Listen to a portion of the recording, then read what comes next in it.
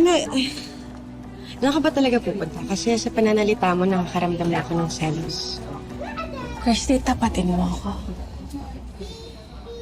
Anong intention mo kay Leon, ha?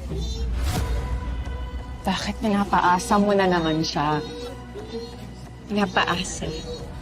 Ano talaga ba yan ang tingin mo? O baka naman yan ang gusto mong isipin para mabigyan mo ng rason kung ano mong ginagawa mo kay Leon ngayon.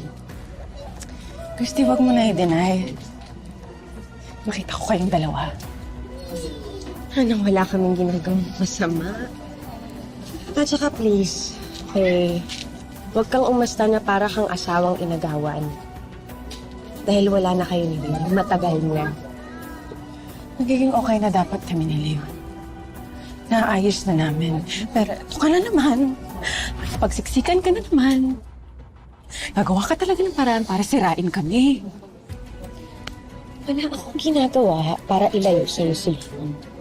Okay? Baka siya na mismo ang lumalayo sa'yo. Dahil ayaw niya na sa'yo. Mag-ingat ka sa mga salita mo, Christy. Matali kang sirain ito.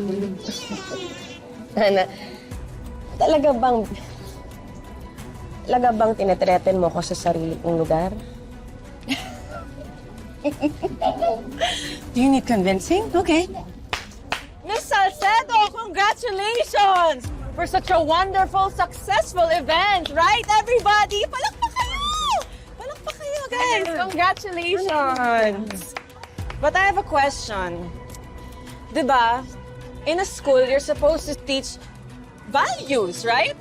Do you teach family values to the children? I bet you do. But I heard a rumor. Totoo ba, Miss Salcedo, na nabuntis ka kay Jeremy nang kasal ka pa sa ibang lalaki?